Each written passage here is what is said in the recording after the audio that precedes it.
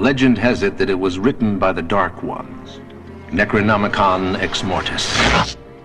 Roughly translated, Book of the Dead. The book served as a passageway to the evil worlds beyond.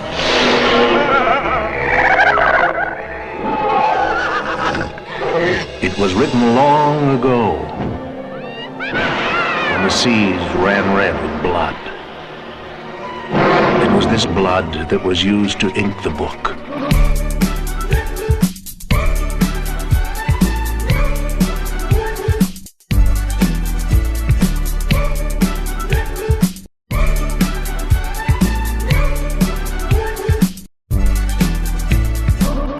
Welcome, everybody, to From Justin to Kane. We got another spooky episode with a nice special guest. As per usual, Mike and Bob are here, but we have a third person, Mr. Lindsay Robinson. Say hello.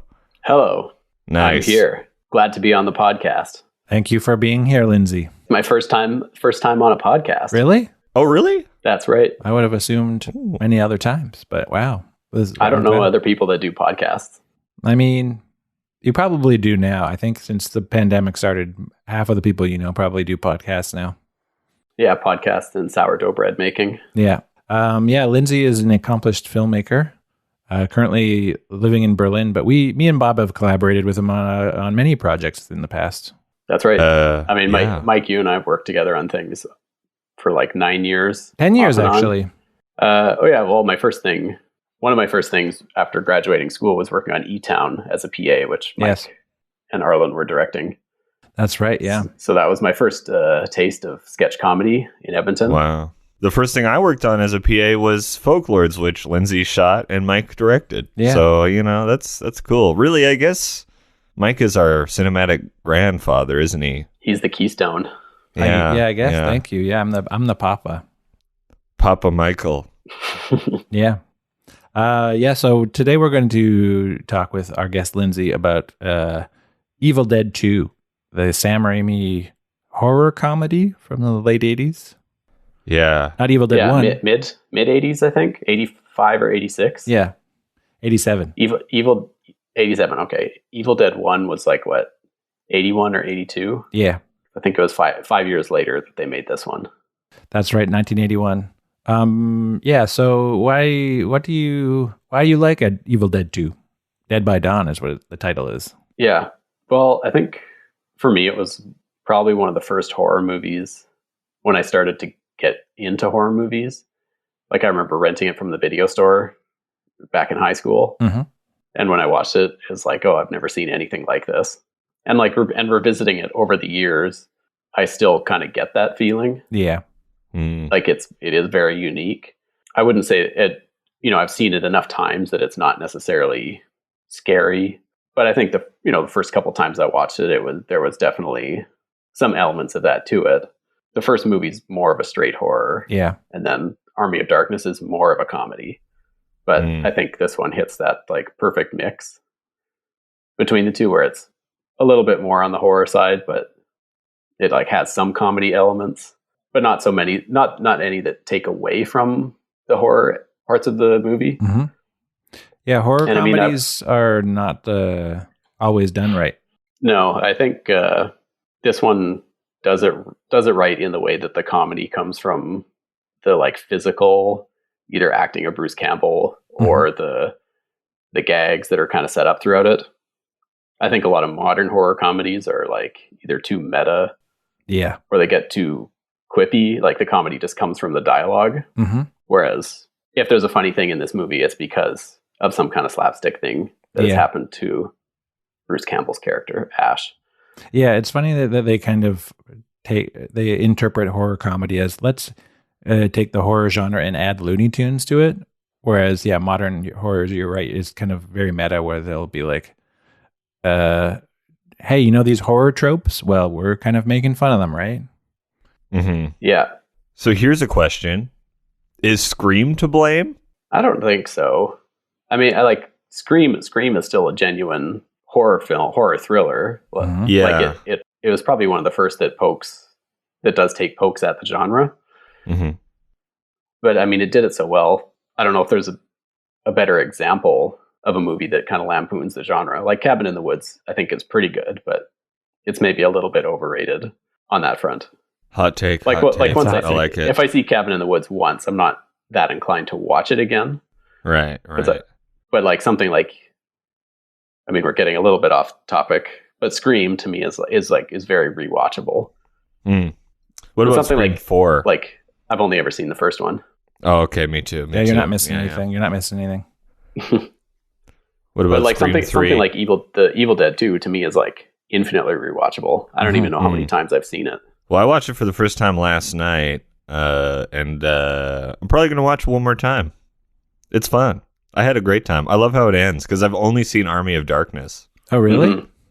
Yeah, and I fucking love that movie. Yeah, that movie's awesome. But then Evil Dead 2 is really fun. It was not what I was expecting. I honestly didn't really know what was going to happen, but it was great. And super short, just like a nice short and sweet, funny horror movie. Yeah, it takes no time at all in getting going. No, they really just get into it. There's they just hammer the exposition super hard in the first 3 minutes, and then crazy shit starts happening. Well, also there's only so much story to tell in this movie. It's hey, here's everything you need to know, and then the rest of the movie is just a fun house kind of. I don't think anybody watches this film for the story. Yeah, it's more just an experience. Well, and it's like a tapestry, a mosaic, one might say, of different visual effects being used, all, jarringly sort of disparate from one another. So you can tell when it goes from puppet to claymation to practical effect to shitty composite to, and all in the same sequence. And it's fun to watch, you know? Mm-hmm. They were just flexing as much as they could with the effects available at the time. And it works. It's really a charismatic example of terrible movie effects working in favor of the movie. Yeah. Yeah. I think, have you seen the first one, Bob? No, but I've seen the remake. You should go watch the first one because it would probably put into context more of what they were doing in the second one. Right. Because the first one is basically, I think, them just shortly out of high school. They had raised some money and spent a winter at a cabin and made the first one. So to me, so it's super indie. Yeah, still very good though. Probably one of the best filmmakers just die for a couple of years trying to get a film put together for their first one. But yeah, to me, I think the second one is probably what they had always wanted to do. So it's I think a good example of people younger people with a super, super creative vision actually having the opportunity to bring their vision to life. Because can you guys think of any other movies? I mean, Edgar Wright's movies have a lot of jokes that are told with camera moves and staging and that sort of thing. But I have a hard time thinking of other horror films that use the camera so much as Evil Dead 2. Because even you watch the whole movie and there's hardly even a instance of people just standing there talking and that's shot, reverse shot. Yeah. It's everything in the film is, I think, really well thought out. Each scene that comes after the next one, it's a different kind of gag. It doesn't really repeat itself. Yeah. Which is not easy to think of. It's a shorter film, but you try and think of an hour's worth of stuff that can keep the audience engaged that is not repeating, that essentially takes place in one location. Yeah. You're right. I think it's super, super impressive. Yeah, that is actually really impressive. I never really thought about exactly what the movie is kind of made up of, but yeah, it is true. It is just kind of every part is different from the last. They don't really repeat anything. It's here's Ash being chased through the house by the spirit in a first person POV, which I think was pretty innovative at the time. Even just the concept of shaking the camera a whole bunch. Yeah, I think was pretty new. When in hindsight, it's the easiest thing you can do with a camera is to hold it shaky. Give it some life. Yeah. The movie feels like a film school exercise. You have a finite amount of characters in one room and you have to just fuck with them as many ways as you can, but you can't repeat yourself, and visually you have to convey it differently every time. It's a really good exercise in just limited filmmaking. Yeah. I just watched Black Widow, the Marvel movie, and that film's the antithesis of this movie because they just repeat themselves constantly throughout the movie with the action scenes. Mhm. It's just like basically just filming punching the same way every 20 minutes with some dialogue in between. Yeah, I don't doubt whereas- it. I haven't seen it. I don't know if I will. Like after Endgame, I've kind of checked out of the Marvel thing because it's like, what else is there to tell?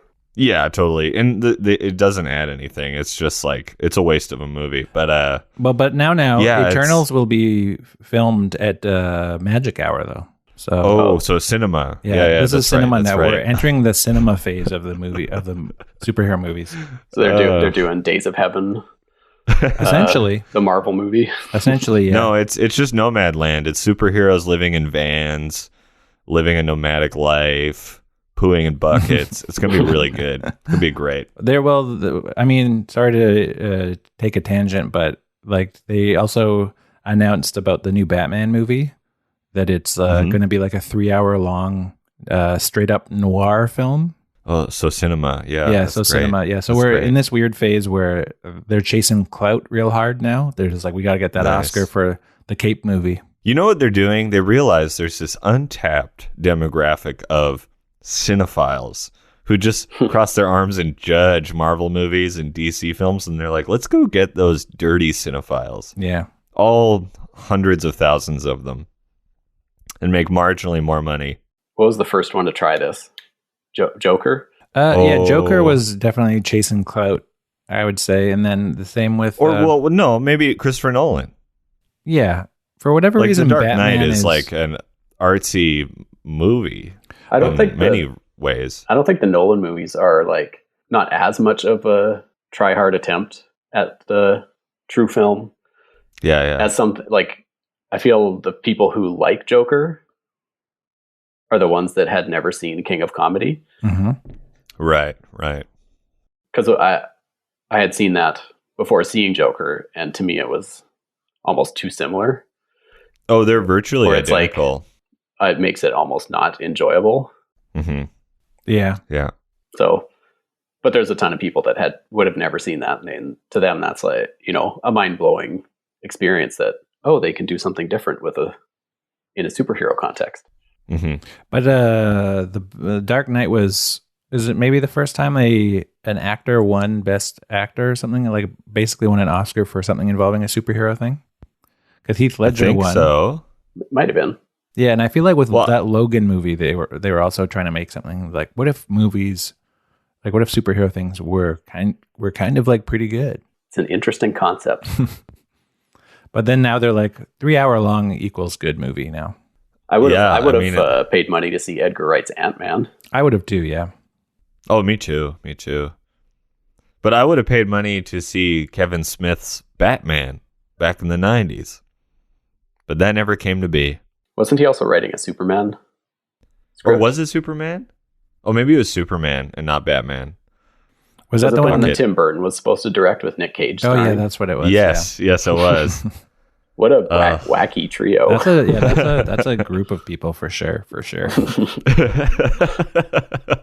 Where were we? One day. I guess back to Evil Dead 2. Another thing too that I think is very impressive is the pacing.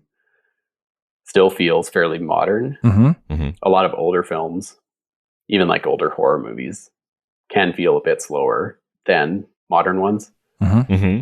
But maybe someday it would feel slow. I don't know how, but because it's like such a breakneck speed, I think that's part of it that will keep it feeling fresh. Yeah, and I think no modern horror movie would because I've seen the Evil Dead remake that came out in 2012 or whatever, and it's just like a much darker, less serious horror movie, and it's quite boring. But this one is so frenetic. I just have a theory about the 2013 Evil Dead. Hot take. That it's not necessarily a remake, but it's just the same cabin, and 30 years later, a new group of people go and hang out there. Wow. Because the old yellow car, Bruce Campbell's car, is sitting behind the cabin. That's right. Yeah. Well, it's considered, according to what I'm looking at on the internet, a soft reboot or a continuation is what it says. Okay. So yeah, I think you're right. Either way, I think that's an example of how like modern horror filmmakers or whatever are like it's more serious, and it's just like the what they're endeavoring to do is different versus like Sam Raimi in the 80s making the most like frenetic, crazy movie possible. It's more like a cartoon than it is anything else. I think most modern horror filmmakers would get too bogged down in dialogue to be able to make something. If someone was like, make something like The Evil Dead 2, guarantee there would be more dialogue. Yeah, characters always got to be talking and telling you what the story's about and stuff, whereas they're just like, hey, he's in a cabin and then a demon or something comes out of a book, the end. Which I wonder if that's the influence of the so-called golden age of television, with TV shows being more popular, and TV is inherently a more dialogue-driven format. Interesting. I wonder if that spills into the movie-making influences of these days. I feel like something is up where long-form kind of storytelling is kind of seen as the default or something, where, you know, I mean, we were just talking about the superhero movies where they're like 3 hours is a normal length for a movie about a guy in a bat suit. Like, that is probably a lot of talking. And I watched Justice League, like the 4.5 hour or whatever one, and it's like, I couldn't tell you what they said, and they talked for 4 hours. I can't even remember a single scene from that movie. I remember the horse flipping over. Oh, you know what? I remember Jason Momoa taking his shirt off and then diving into the ocean. But that's a me thing. That's a you thing. Yeah. How many minutes of the 4.5 hours? Oh, that movie's so bad. I hated it. But people call that shit cinema. It was 4 hours. It was black and white, and it was a square aspect ratio. That's friggin' cinema. I love that there's like this whole like a filmmaking movement of like, if we just make one thing slightly different from the status quo, and we just kind of like harken back to the you know, an earlier era of cinema, then this movie will be respected. Like you can make a movie now, you know, and it takes place in modern day, but they're like, let's shoot it on film, and it's going to be all handheld, like The French Connection, and let's just make it really sort of like frenetic and gritty and dirty, and like let's just cast like, you know, actors who aren't like necessarily good looking and blah blah blah, and then like put it in a box or whatever, and it's like we made some cinema, so check it out. But it could be like just a hot flaming pile of garbage, and nobody would care because of the aesthetic. Exactly. Yeah, I never really thought of it that way, with blockbusters taking influence from, you know, classic movies. But I guess it's like, where else do they go at this point? Right. You gotta, like, if you want to keep it fresh, you can take something from somewhere. I don't know, why not try and make it like a good old fancy movie that's playing on the Criterion channel? Well, also, like the old school blockbusters of our youth, you know, like Jaws, Jurassic Park, you know, Steven Spielberg, he also made legitimately like good films too. And I'm sure there's a lot of directors from that era who were making blockbusters who also made like good movies that were like, this is cinema, you know, like, I guess Schindler's List. Forrest Gump, yeah, exactly. I mean, Zemeckis has made some prestige films. Yeah. Maybe not Forrest Gump was, I guess, but we're Gump haters, Lindsay. Oh, okay. Do you like Contact? Is that Zemeckis? Maybe. I can't remember. I think it is. With Jodie Foster?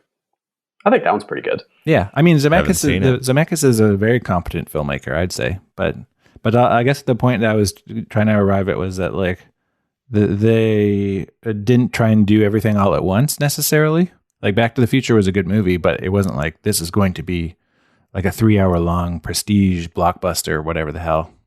It's like they knew what they were making, and then they're like, I'm going to make this like good, legitimately good movie that's going to try and win me some Oscars, and they like were able to separate it. Whereas I feel like the superhero people, I mean, we're talking about superheroes a lot for some reason, but it seems like they're just kind of trying to do everything at once, and it's not working because that's a lot of buy-in, I think, for people to be like, that guy in a cape, I'm going to watch that for 3 hours and think this is brilliant when the story is like, 1970s comic book level. So I guess it's the question, like, as a filmmaker, should you just know what you're making and lean into that? Yeah. And not like endeavor to cram as much shit in as possible to sort of justify your own artistic, I think you should merit. know who your audience is going to be. That should influence your decisions at least somewhat. Yeah, because I don't think there aren't that many filmmakers that can get away with just basically doing whatever they want to. Mm-hmm. Yeah, and then people will eat it up. Mm-hmm. Like the vast majority of filmmakers have a specific audience they're targeting, and have to like deliver something that those people will like. I think that Sam Raimi actually is a great example of like a filmmaker who is able to do what he wants pretty much a bunch of the time, but he also knows what he's making every single time. Like he made the Spider-Man movies, so going to superhero stuff.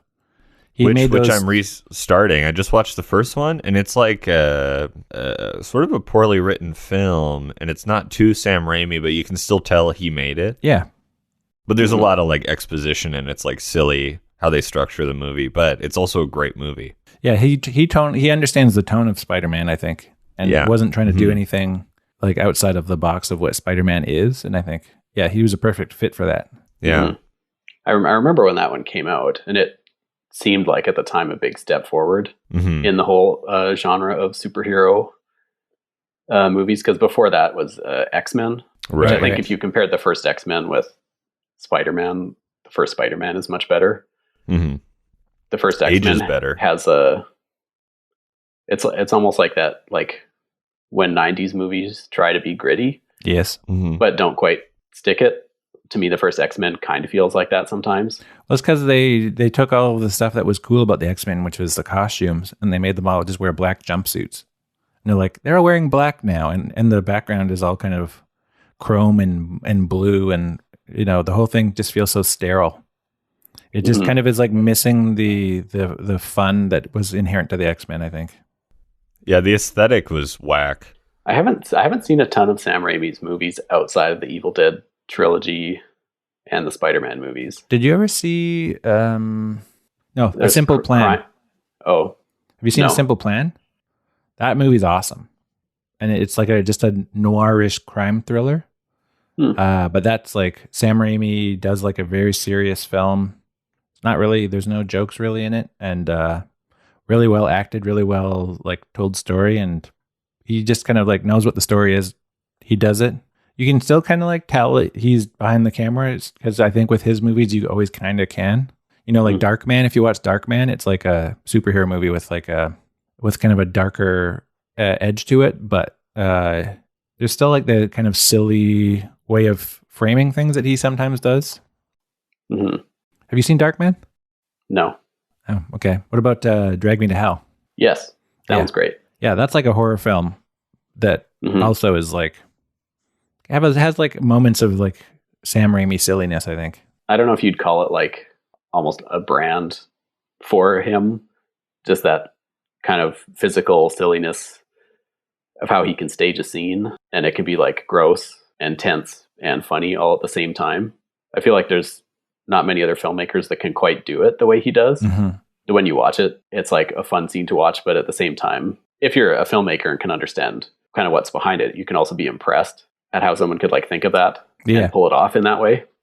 At least I feel that a lot of the times when I see some of his stuff, it's like, oh, that was very clever. Yeah.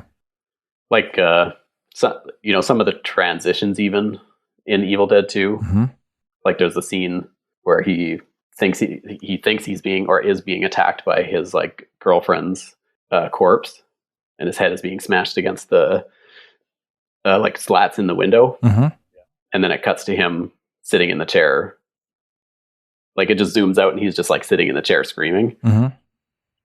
It's just like a really simple thing, but it works so well. And I think that's another one of those things about the Evil Dead 2 that I really like, is that I think it can only work as a movie. I would have a hard time imagining this as a book, or even a graphic novel, like because emotion plays such a huge part in it, and of the whole experience, that it's like, this is a film and it probably can't be told in another medium, which I think is harder to pull off, like pretty hard to pull off. I don't think there's that many movies that would fall into like, this will only work as a movie. Yeah. I guess, like, not to digress, but I'm going to do it anyways because life's for living. Fuck it. It's like, I feel like David Lynch films only work as a movie because it's such a mixture of auditory and visual information at the same time.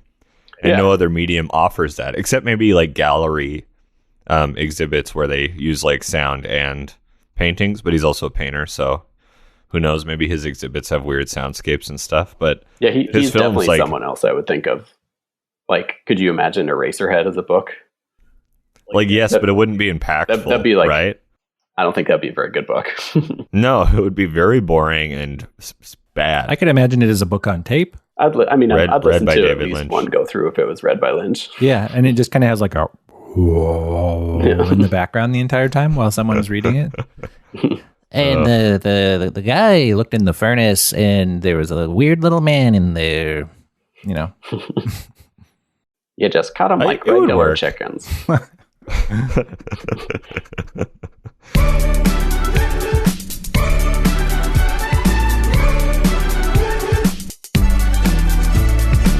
Speaking of Eraserhead, let's talk about So you made a movie recently, Yes. called, Which is great, by the way. I watched it last night. It was awesome. It was a banger. Glad you guys liked it. It's called Nothing more awkward than watching your friend's movie and being like, ugh. Oh, got to yuck, talk to this guy that tomorrow. stunk. But it was sick. I really liked it. it was great. It was so fun. it's called Central Dental. It is currently available on the website No Budge, which And is on my Vimeo page. and on your Vimeo page. Yeah. It's online forever now. Okay. Ooh. So, but like No Budge is like a website where they just kind of show low budget films and showcase them, I guess. So I've discovered a lot of movies and filmmakers through there. It seems like they premiere a film almost every day. Mm-hmm. Not every day, but Which is cool. Yeah. yeah, it seems like a good place if you have a short. Yeah. So I was pleased to see when your name was on there. It was a challenge finding a place to premiere it online because you can just turn the video public Mm-hmm.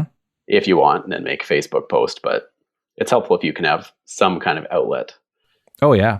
put it out there. And yeah, no budget's pretty cool. Yeah, that was I'd say that's one of the better choices you can do, I think, for like a movie of like a short film. Like, yeah, what is there these days? Yeah. There's just like a couple of short film websites that are like, hey, short films. And then most people don't even think about short films. Probably Short of the Week is the top one, Yeah, short of the week. Yeah, that's right. but it's very hard to get picked for that. Mm-hmm. Competitive. Mine was not. So I'm sorry about who that. knows? So fuck those Yeah. guys, am I right? They're going to go to hell. Nice Short of the thing Week. about Short of the Week and both No Budge is that I heard back from them quite quickly, Oh, okay. whether it was a yes or a no. A couple other places I submitted to, I waited like 3 months before I got an answer, Mhm. Oh, Jesus. which is Yeah. forever. Yeah. Well, No Budge is run by that guy, Tucker Adley, I think. He's like a filmmaker who's in a bunch of those kind of weirdo mumblecore movies. Mhm. But also, I love that he kind of started Movies Brand, which is just like you can buy a hat that says movies on it. And So simple. and he also made some really funny fake video essays about movies, you know, like the Every Frame a Painting, those kind of style of video essays on YouTube. But he did one about Pleasantville and about how sometimes the movie's in black and white and sometimes it's in color. And it was just like super, super dumb and basic and doesn't really like explore anything. It's just kind of like this part right here. It's in black and white now. I love that. Making fun of video essays is like, that's the new frontier. Mm-hmm. Oh, I know. I love it. So Central Dental, your film, is I won't spoil anything, but it is a movie about a guy who loses a tooth and has to go to a dentist. And let's just say it's a surprising turn of events when he goes to the dentist. Yeah, boy. I remember when you were making it, Lindsay, because I know pretty much everyone who worked on it. And then I remember seeing some of the props and stuff afterwards. And I was like, what the fuck is this movie about? Yeah. And it was fun to finally see it and be like, oh, what the fuck? Mhm. It was great. It was very shocking. The ending was awesome. I loved it.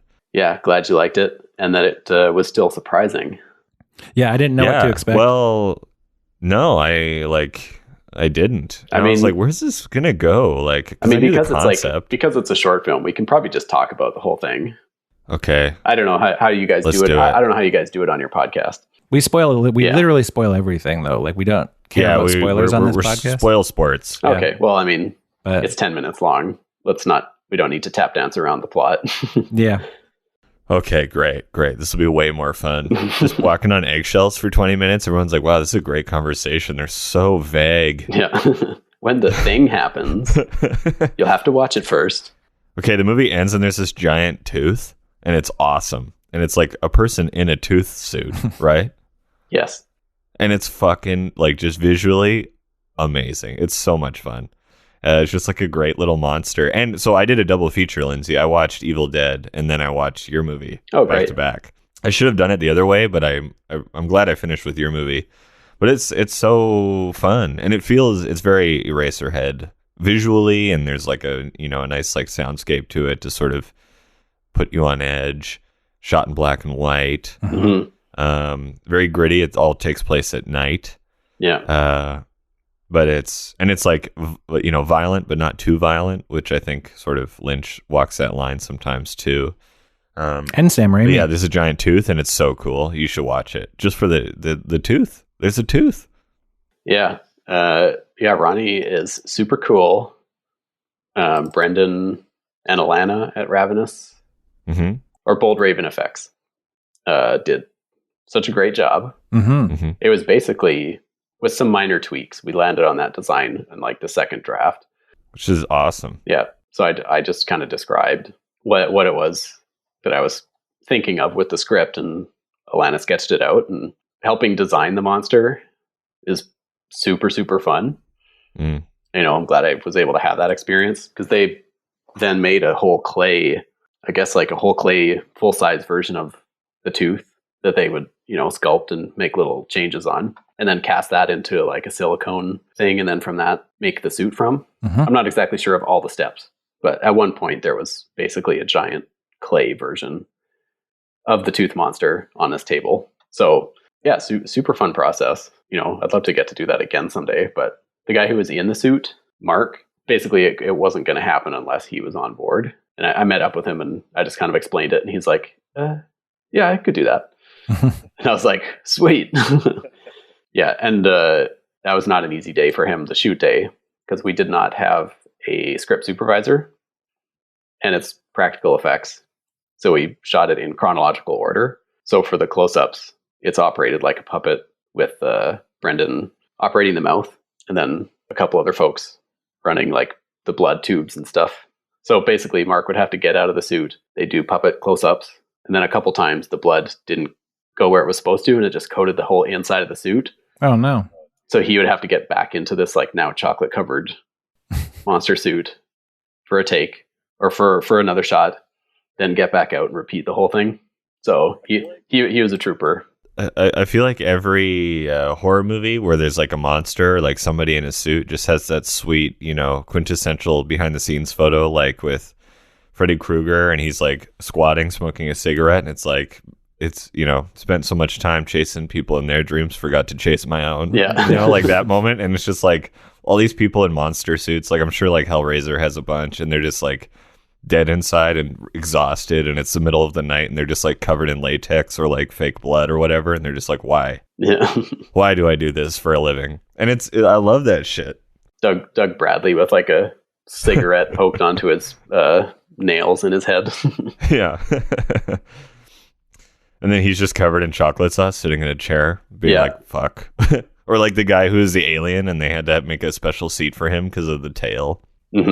Just all like the logistics of practical suits are so funny and like terrible, but they look so cool.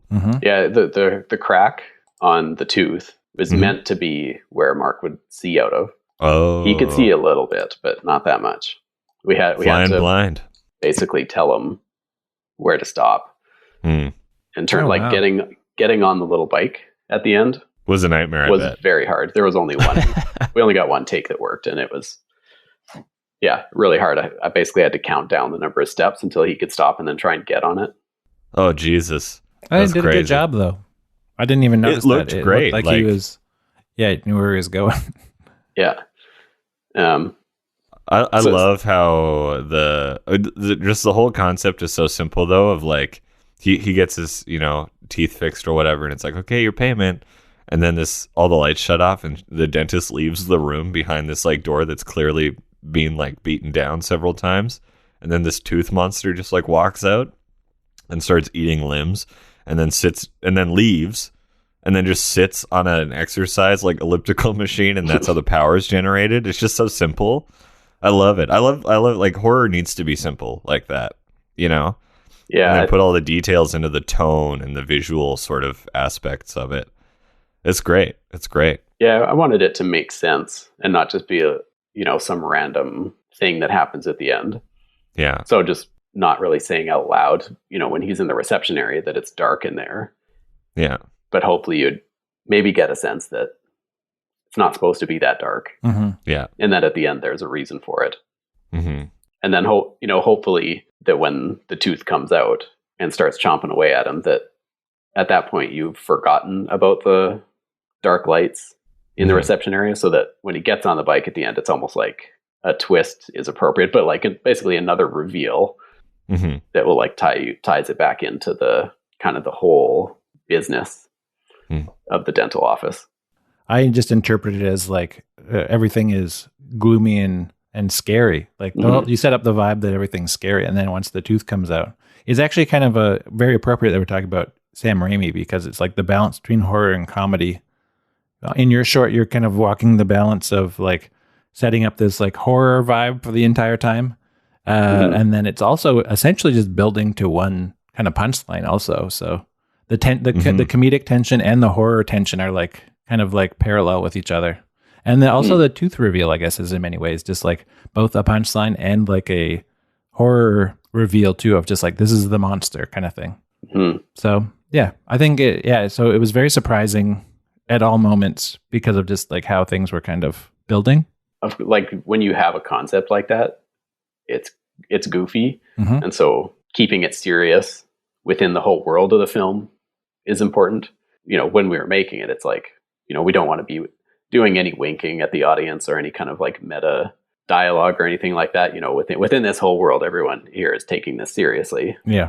And it's just, if people then find the tooth monster funny or anything like that, then I hope they do. But I think it does work better when it's kind of still within its own world, and we're observing it almost from the outside of its wackiness, without the people inside of it being self-aware. Yeah. I mean, if a comedy feels like it needs to be constantly winking at the audience, it's not very confident in its own comedy, I guess. It doesn't really know whether or not it is funny. I think it's kind of admitting that on some level. So yeah, it's always good to not do that and to just take it very, very seriously. I find it comes across almost insecure. The filmmaker's insecure about what they're making. Yeah. If they're like always quipping, or they have to punctuate a serious moment with something comedic. Yes. Yeah. I mean, to go back to superhero movies, it's like nothing but quips. But in like Black Widow, it's like they did these forced hysterectomies on these women, and then like they're making jokes also, like quips every 5 seconds. And it's like, what's going on with this movie? This movie is insane. Some odd choices were made. For sure. For me, it's my first short film that was just purely a narrative. And it was fun because it was the first time I got to experiment with pacing.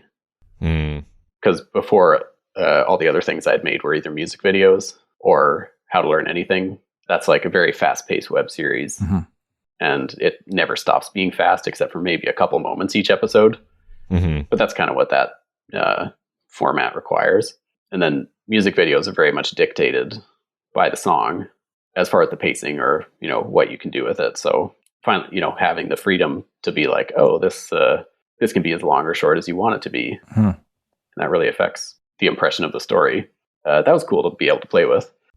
Totally. Did you, because you filmed this and then you moved to Berlin and then the pandemic started, right? That was the timeline? Yeah, so we filmed it in April 2019. Yeah.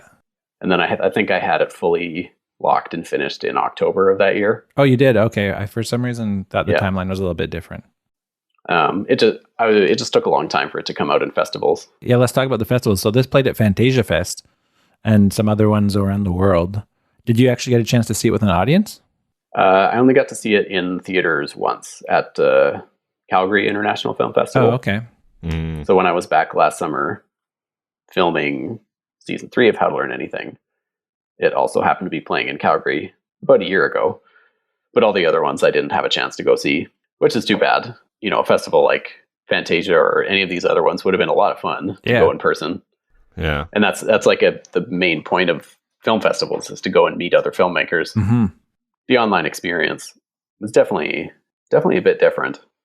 I did my best to like reach out to other filmmakers through email and that sort of thing, and watch a lot of films. The other option, I think, is you just either sit on the film for like a year or two and then resubmit to festivals. But who knows what'll happen in a couple of years? There's no guarantee that it would even like get into festivals if you waited for a while. So I figured the best thing was just to keep going with that, and once it's out, just keep submitting to places. Well, also, you got Fantasia Fest on your list of festivals you've gotten into, so that'll carry you forward when you make your next one. It's huge. Yeah, I hope so. That's big. But also, you start building relationships with those festivals too. Also, I feel like there's something great about just like putting it out in the world, and then you're like, well, now I've like, you know, I've spent the thing I made. I guess I should make something else. You know, like as a filmmaker, I feel like it forces you to like keep making shit. You know, which is good. It's compared to my other projects, this one does take a while, but that seems to be normal for if you want to do a festival run. Because any of the music videos that I've made in the past, you make it, and then maybe a week later it comes out. Yeah. Some website or whatever will release it, and then that's that. Yeah. And then How to Learn Anything, that was usually about 9 months or so of work, and then they would start coming out. And then once they're out, then again, they just go on YouTube, and if you want to submit to web festivals, you can, but it's not quite the same. This current season of How to Learn Anything has dragged on for quite a long time, just because Steven ended up hurting his ankle. Oh yeah, in an episode last year, so we couldn't film 3 of the episode endings until this summer. So yeah, having this project not come out online finally until almost 2.5 years since we started filming. For me, that's new. Yeah, I guess so. But I think that's, for a lot of filmmakers, that's normal. Yeah. Yeah.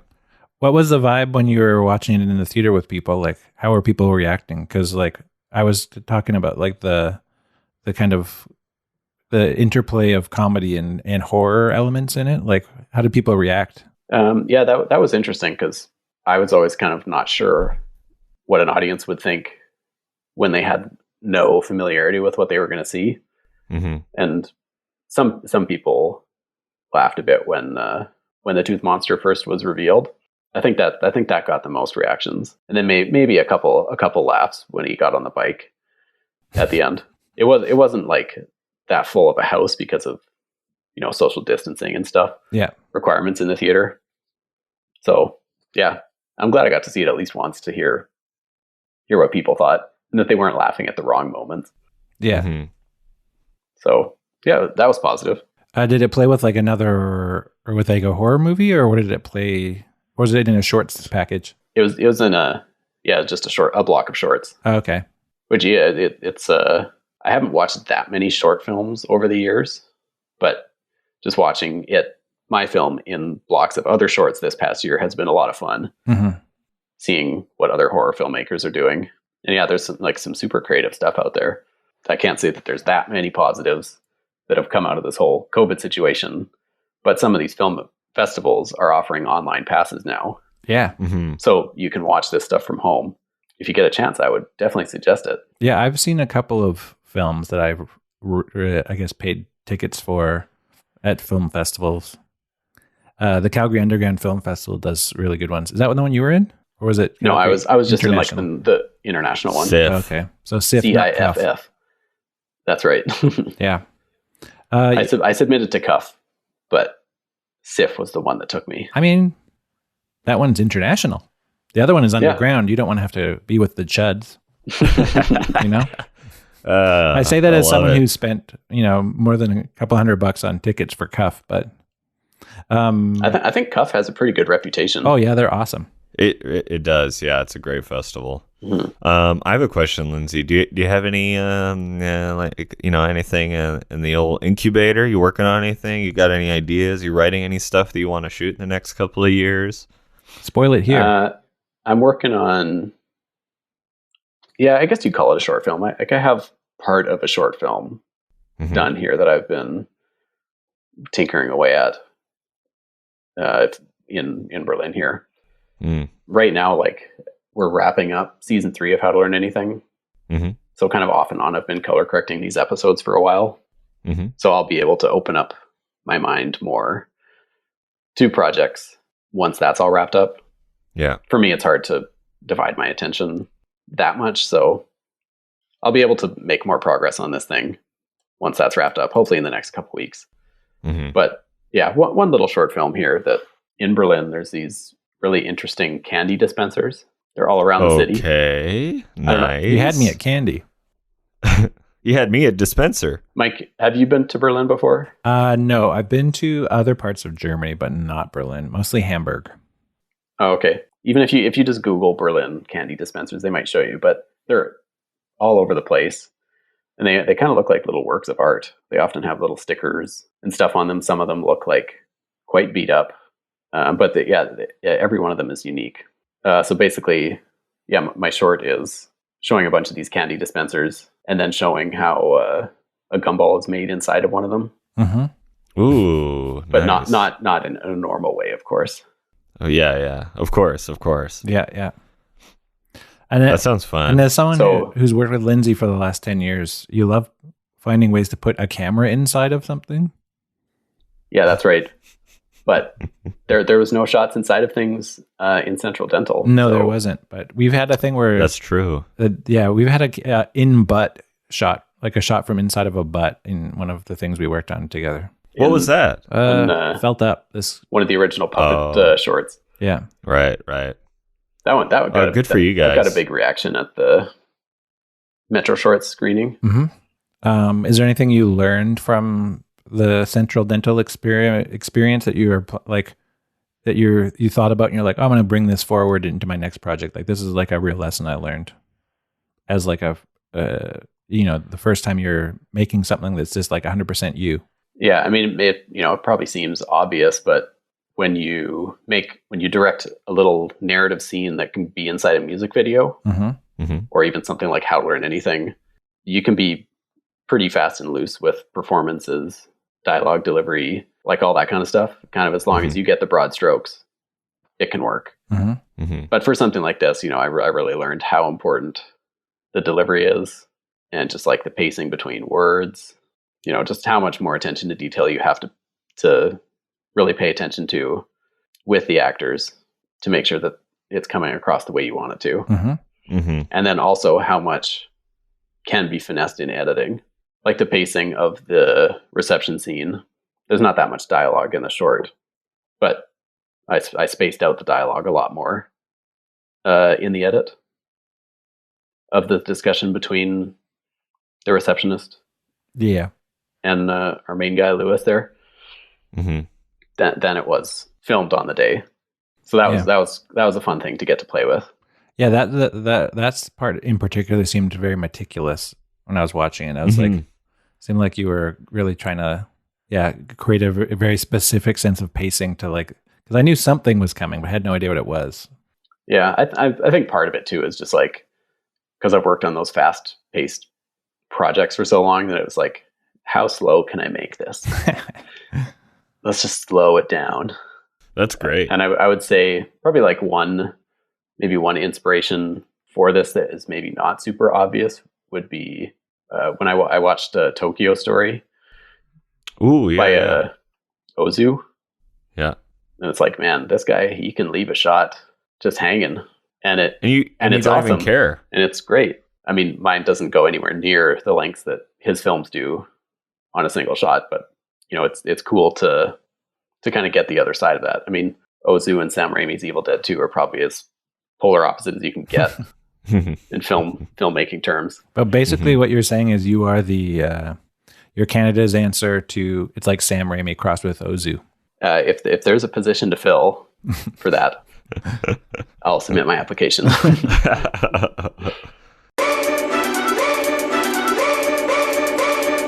Great. So yeah, you can see Central Dental on nobudge.com, or you can look it up on Vimeo. Go to Lindsay's Vimeo page, I guess. And I mean, we'll link it on our social media too, so people can watch it very easily. So they don't have to type anything; they can just click stuff. All your fans don't have to search around for it. Honestly, yeah, we want to make canines' lives easier because they don't understand the internet. They're dogs, so our fans are called dirty canines. Dogs. Also, They don't even have thumbs. Yeah, our fans are called canines, but we often just talk about them as if they are dogs. So there's a little lore for you, pod lore. One interesting, going back to Evil Dead 2, one interesting thing about it is they made Evil Dead, but then there was a movie that came in between called Crime Wave. Did you see that movie? No, I've always wanted to see it, but yeah, I've also never really looked for it. Yeah, Crime Wave is interesting because it is like, he made Evil Dead, and then he's like trying to make this like big. He got a bunch of Hollywood money. He basically got a blank check, and like him and the Coen brothers made this throwback to like 1940s like crime movies, and it bombed hard. And then so Evil Dead 2 is kind of a reaction to that, which I didn't really know. I just thought it was like Evil Dead, and then Evil Dead 2. But there's this movie in between called Crime Wave that is kind of hard to find, and is just like a stupid action comedy, which seems really out of place in the 80s. Although I guess in the 80s they were doing a lot of like 1950s throwback stuff, Back to the Future and Johnny Dangerously and all that stuff. But anyway, it's worth checking out. That 30-year nostalgia delay. Exactly, yeah. But it's worth checking out if you can find it, because it's such an interesting film. It really reminded me of 1941, like the Steven Spielberg comedy about the war, in that it was like, what is this guy doing? This is insane. Like, this is so poorly like put together, but also brilliantly directed at the same time. It's like exquisitely choreographed, but then doesn't make any sense and the jokes don't land. So it's interesting if you were to do like a chronological, like Sam Raimi, little film festival for yourself when you watch Evil Dead and then you watch Crime Wave in the middle, and it's like, what is this movie? And then go back to Evil Dead 2. Have you seen Within the Woods? No, what is that? That's the one that they made on Super 8 before the first Evil Dead. Is it a feature or a short? No, it's like a short film. I think they made it basically as like a pitch to raise money for the first Evil Dead. I think it's on YouTube. Cool. But Bob, if you're doing the backwards Evil Dead thing, you watch Evil Dead, then find Within the Woods. Yeah. All right, I will. That sounds good. I guess I am going backwards, aren't I? I started with Army of Darkness, now Evil Dead 2. Wow. Now that's how to be a cinephile. You watch all the series backwards. Start with Endgame and then finish with Iron Man or whatever the hell it is in the Marvel universe. That's sweet. But also, I guess, so like Sam Raimi, similar to the Coen brothers, because they all knew each other. And for their first feature, they did a similar thing to raise money, right? They kind of had to just get a bunch of wealthy people that they knew to pitch money for their feature breakouts, right? Blood Didn't Simple they make and fake Evil trailer. Dead. They made a fake trailer for Blood Simple, I think. Oh, did they? Yeah. I think apparently Bruce Campbell acted in it. Oh, really? Oh, interesting. It's so fun when there's like a little community and they're all trying to get shit going, and then they all kind of like find success at a similar time, and then they have like their own careers and stuff. It's kind of neat to see that they all knew each other when they were young and starting out. I was reading on IMDb, I don't know if it's true, but I think Sam Raimi and one of the Coen brothers might have been roommates even at one point. Well, didn't a Coen brother write one of the Coen brothers wrote Crime Wave, Evil Dead or something? Or they worked on Crime Wave together. Oh, Crime Wave they worked on together. Yeah, that's they wrote right. it. That's the right. Coen brothers worked on it. One of the Coens was helping with editing the first Evil Dead. Yeah, I think believe. so. I don't know if they spent any time on set. And also, Sam Raimi was involved in the Hudsucker Proxy in the 90s. Oh, really? There's like a bunch of crossover between the two, the two filmmakers, That's which cool. kind of makes sense. Like they have similar vibes, you know? Mhm. Yeah. Also, Evil Dead related. Have you guys watched the TV show No, is it worth? Ash versus the Evil Dead? Is it worth checking out? Yeah, I think it's a lot of fun. Cool. Sam Raimi directs the first episode, like the pilot, Mm. and there's 3 seasons. So if you're a fan, I held off watching it for a little while because I thought that it would maybe suck, but But it's good.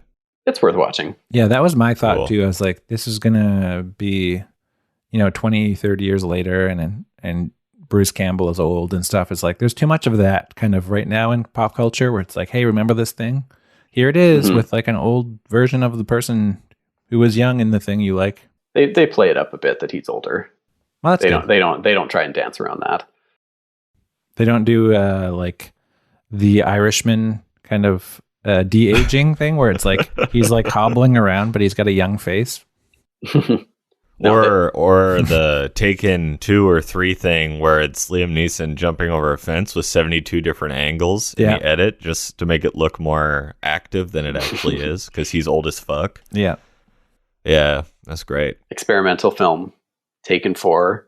It's just Liam Neeson jumping over a fence, but it's cut from like 1,000 angles, and it lasts for 90 minutes of him just like getting something from the other side of the fence. Honestly, I would watch that. Opening scene, why don't you just walk around the fence? And he's like, I got this. And then 1,000 cuts. I have a particular set of skills.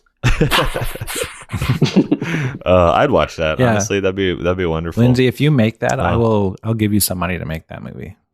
If you Okay. I'll finance make a that. movie called Taken 4. It's a feature-length film, and it is entirely a movie of a guy just saying, I have a very particular set of skills, and then climbing over a fence for 90 minutes Yeah. from like so many different angles.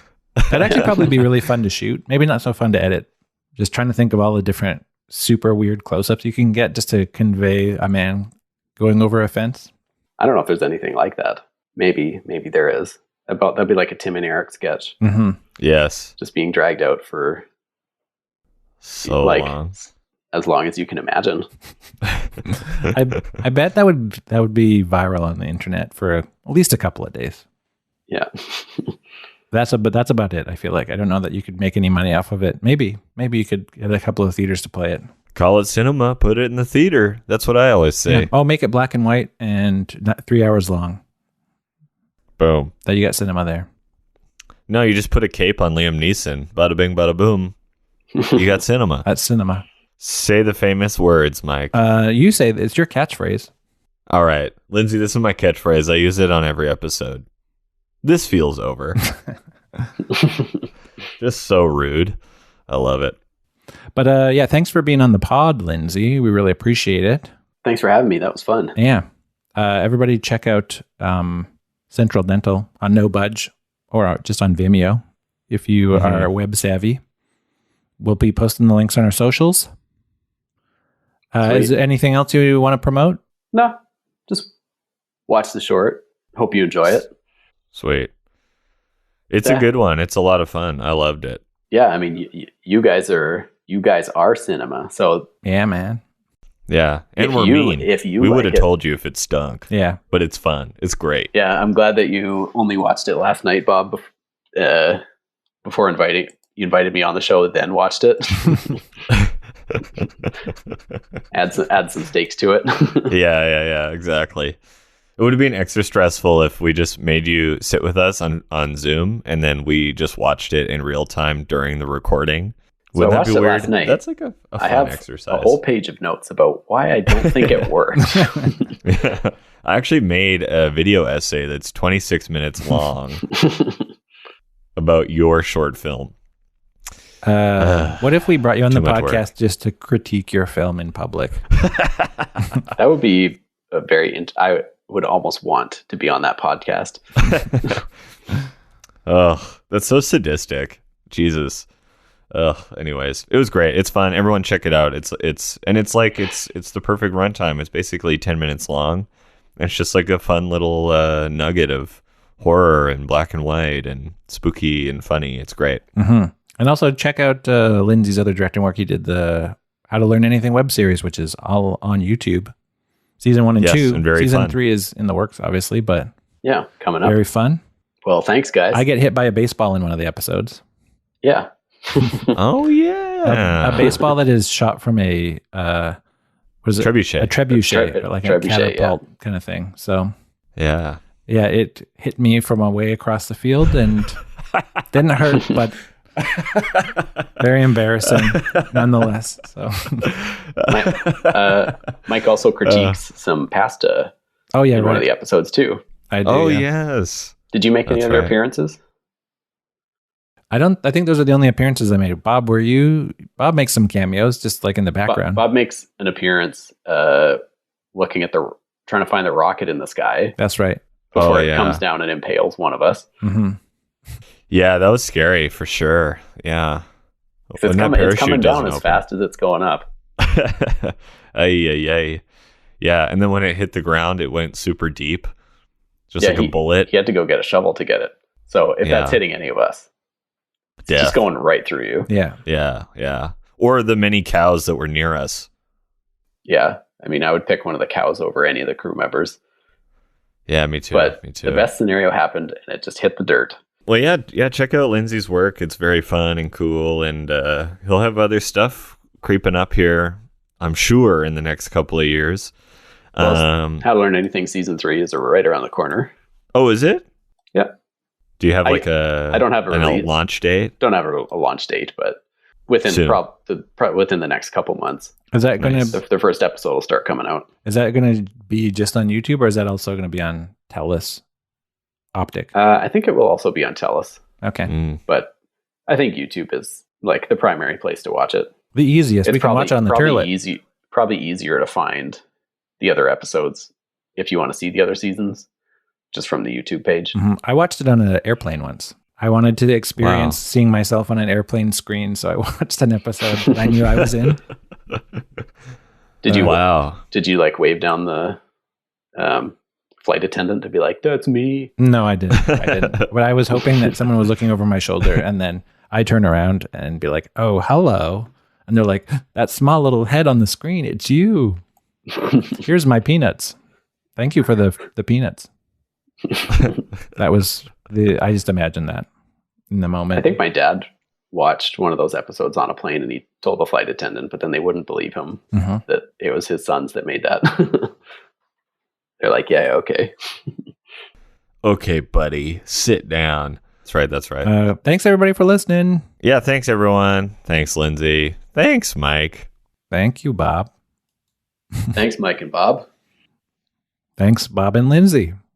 Thanks, Mike and Lindsay. Okay, this feels over. Let's end this Hey, son of a bitch. bye. Bye.